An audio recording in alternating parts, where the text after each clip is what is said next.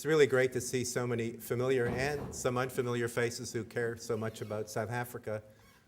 My name is John Taves. I'm the chair of the Comparative History of Ideas program. And I would like to welcome all of you to this seminar, a rather large seminar in our terminology, with Yazir Henry, veteran of the underground military wing of the anti-apartheid movement and currently a peace activist, director of the Direct Action Center for Peace and Memory. You'll find some of the brochures for his center outside, and I'm sure he'll be happy if you pick them up and think about donating some money to his organization. I would like to thank the College of Arts and Sciences and the Graduate School for providing the grant to the James Clowes Center for Conflict and Dialogue Studies, which made this visit possible. A fuller introduction to Yazir will follow in a minute, but I would first like to say a few brief words about the Clowes Center, since this seminar in many ways represents its official public inauguration. During the academic year 2001-2002, Jim Clowes led a group of 30 UW undergraduates on an exploratory and educational journey through three deeply divided societies, Northern Ireland, South Africa, and Cyprus, in order to examine the themes of memory and identity, conflict, and dialogue. From this program, there quickly emerged a cluster of thematically related activities in the Comparative History of Ideas program that we now refer to in a kind of shorthand as post-conflict studies. In the wake of Jim's premature and tragic death in March 2004, we thought it would be fitting to constitute a publicly visible focal point for these activities in a center named after him, a place for interdisciplinary conversation about conflict and dialogue, and for the organization of projects and practices that would mobilize individuals to address the problems of post-conflict cultural integration, civic peace, and social justice, both locally and globally. An academic center, of course, cannot replace the constant proliferation of grassroots and student-initiated activities that Jim originally inspired. It's a name we use to honor his legacy in what we do. Jim's wife is here. Erin, I won't make you stand up. We're happy to see her here. Theron Stevenson, the CHID Director of International Programs and Exchanges, was a student on that now almost legendary journey of 2001-2002, and it was during that trip that he and many others first met Yazir Henry. Theron has also been the primary organizer and coordinator of this visit, and he will introduce our guest from Cape Town. Before he does that, I should say that there will be a reception in Parrington Hall after the meeting in the Commons. I don't know if any of you know it. It's in the second floor of the building, which is just back there, one of the older buildings on campus. And also, I would like to point out again the brochures in front, which also include some other CHID activities that you might be interested in. Theron.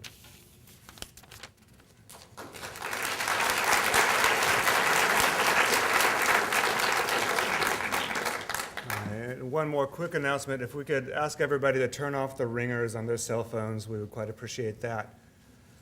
So this is great. I'm so glad you're all here. The last time I spoke before an audience in Kane Hall, I was singing a song at a Jim Clowes memorial service. So it feels good and feels appropriate to be here the next time inaugurating the speaker seminar that's named after Jim. I'd also like to thank the students in the Peace and Conflict reading group that helped me organize this whole event. These students have educated themselves, and they've educated me by presenting on books and articles and organizations that they've researched in the areas of conflict and peace building, and they did a lot of work to help set up tonight. So thank you to Mark Baumforth, Haley Bavesi, Midge Brenner, Colleen Campbell, Jessica Enzi, Aditya Ganapathiraju, Greg Geyer, Jennifer Green, Hillary Holman, Brendan Impson, Ruth Marshall, Natalia Martinez-Paz, Cameron Summers, and Carol Weber. You guys have been great.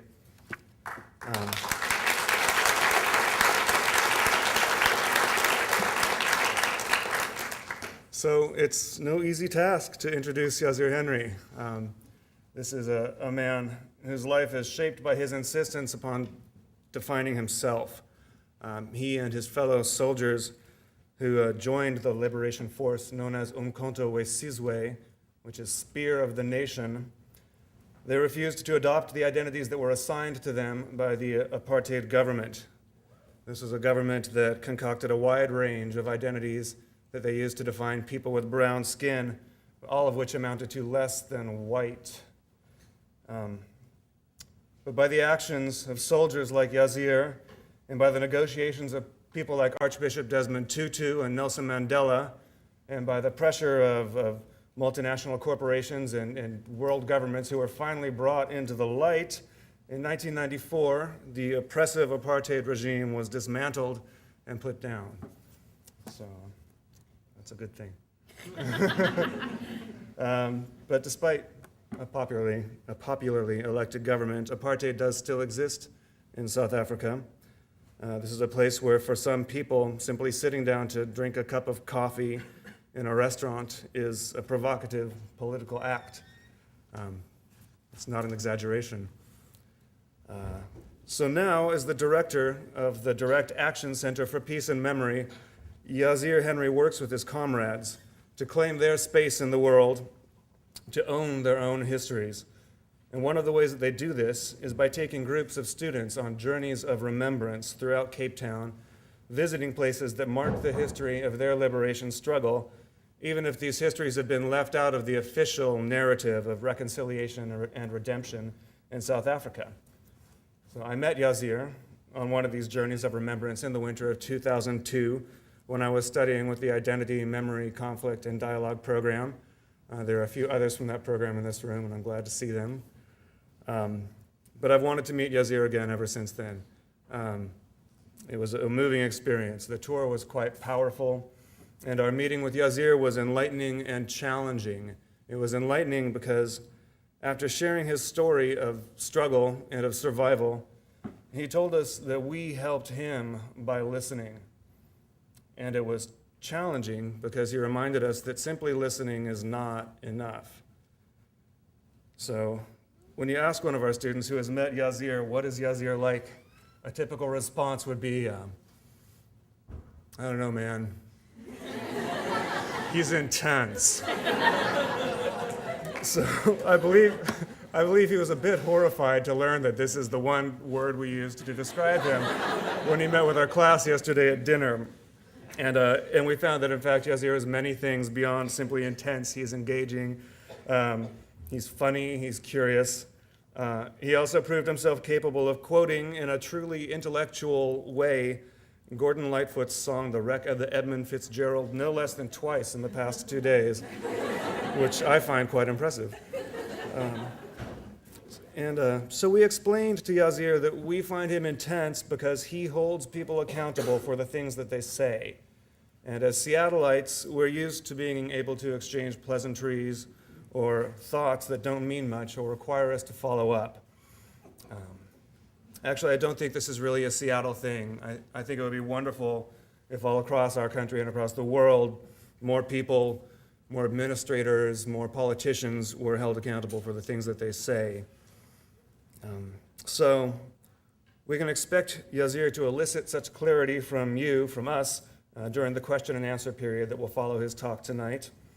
And we can expect him to be clear and unflinching while he shares his stories and his ideas with us. And it isn't enough simply to listen. Stories of struggle and survival have a purpose. And if we ask for these stories, we must incorporate that purpose into our own actions, into our teaching, into our writing, into our work, into our voting, etc. These histories do not belong to us. They belong to the people who lived them. So now, to tell his story, ladies and gentlemen, Yazir Henry.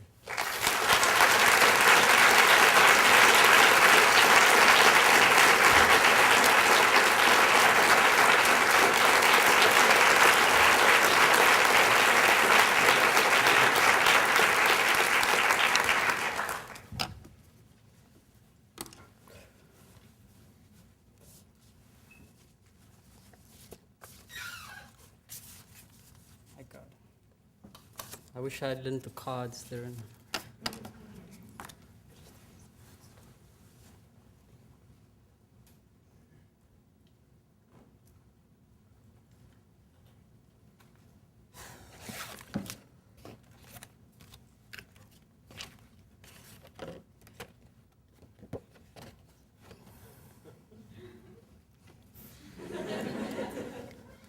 So it is daunting, so I'm a bit worried about that and flinching, but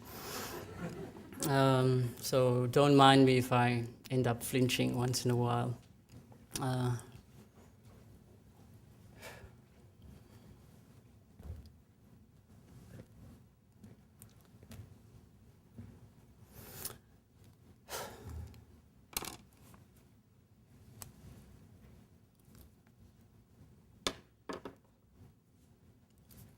Okay.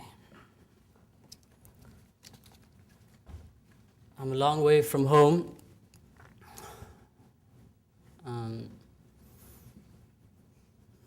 Yeah, where it's easier to just be. I want to say thank you for introducing me in such a respectful and affirming manner. I want to greet everyone here tonight, students, staff, faculty, friends, colleagues, and people.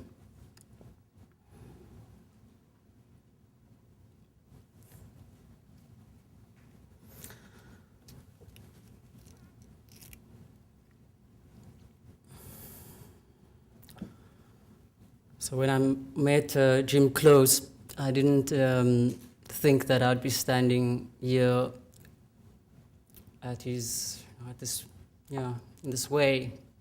So I wanted to say thank you for coming. And even if I just met him briefly, he touched me, and I know that he was a special man.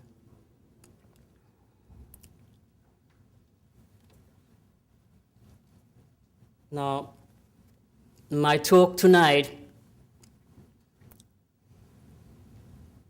as all my talks, as always when I speak and have the opportunity to speak, is dedicated to young combatants. Young people on the African continent and elsewhere, young people who have found themselves caught up in the wars of the governments, and young people who are already at war, sometimes before they are born.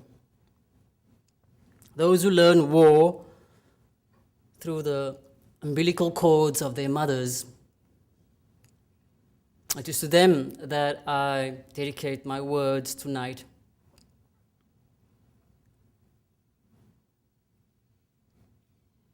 To young men and young women, dead and those alive, to those who fought, died, and to those who survived, to those who are still fighting, and especially to the dead that we will remember tomorrow. I want also to acknowledge young activists who have fought and who are fighting to end these type of wars. I wish to acknowledge those who struggle for peace when that struggle is romance. And I especially want to acknowledge those activists who struggle for peace when the struggle for peace is beyond romance and has become life in itself.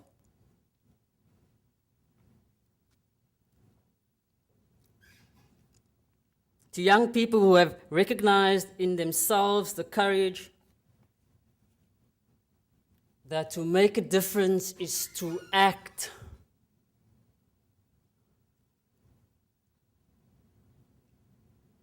Sometimes the action that older peoples are too stuck, too afraid, or too harmed to make. So I want to give voice to the experience of this generation of my country as they speak to new and other generations that follow.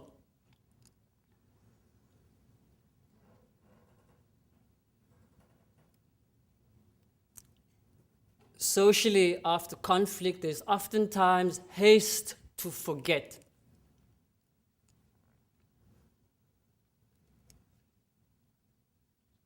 Not only to forget the conflict, but also to forget those who viscerally viscerally remind us of what we have just done. So to the human beings who by mere living become our social conscious without having asked to, both in the symbolic and in the flesh,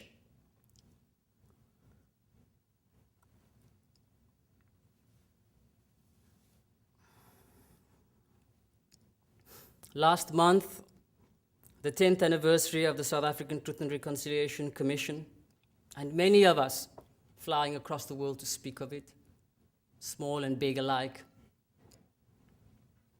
happy and angry alike.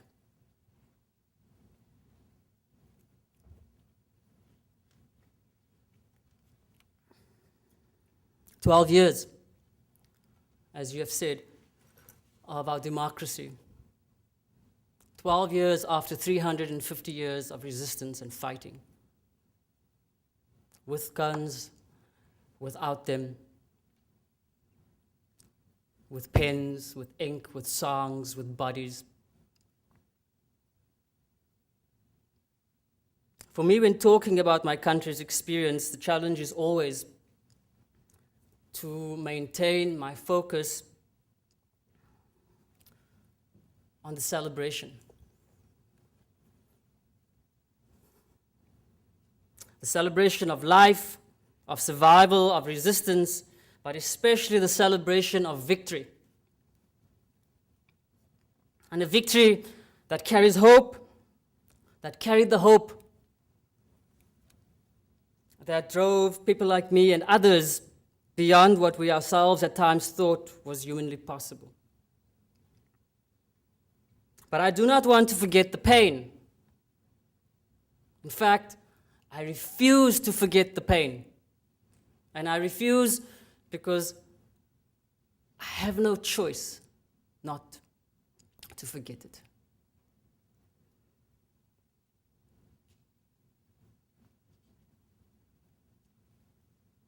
I cannot forget the abjection, the toil, and the struggle that most people, ordinary in my country, face every day as normality.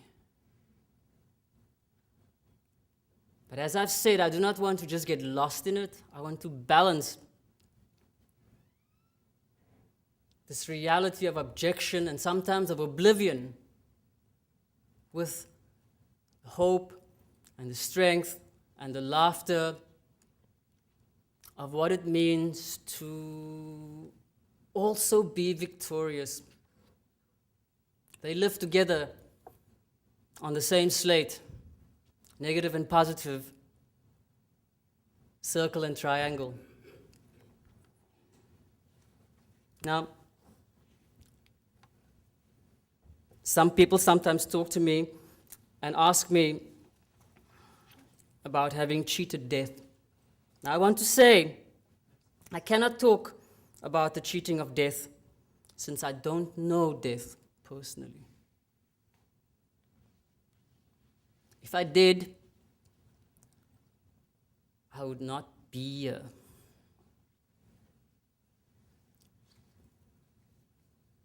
In Seattle, or just here in front of the podium, looking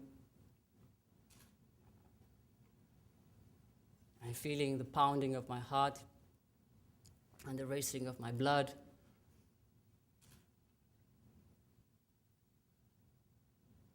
But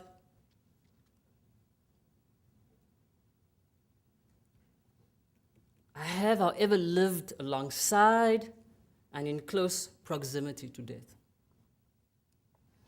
And I've seen death. I've seen it happening to others, and I felt it happening to others.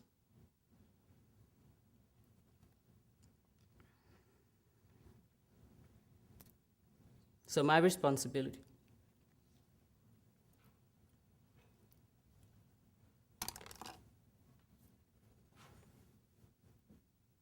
is to have balance. Double-sided, double-edged.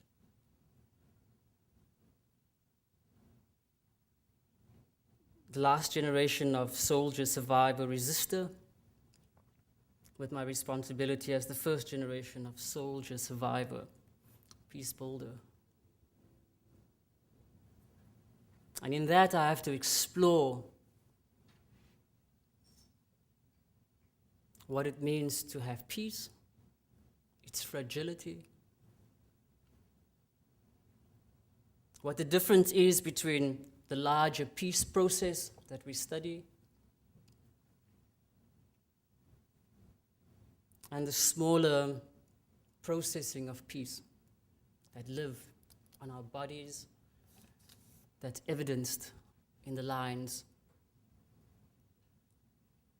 of our skin as people, and all the things that make us human. Now, each time I'm given this privilege of voice, of speech, and of sharing, I feel in my body also the privilege of breath and breathing. So tonight, I wish to speak to you here about my life, as well as what makes me human, and the context in which humans such as ourselves live. My talk will sway backwards and forwards between the personal and the political, between the macro and the micro, between the activist and the intellectual, but mainly between the human and the historical, the now and the yesterday,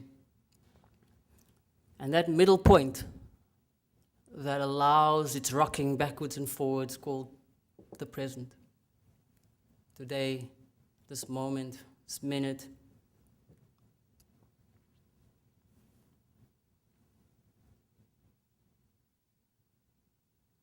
And I want to speak about it with hope, and a hope that hopefully will give meaning to an experience of so many ordinary men and women might travel across the world possible.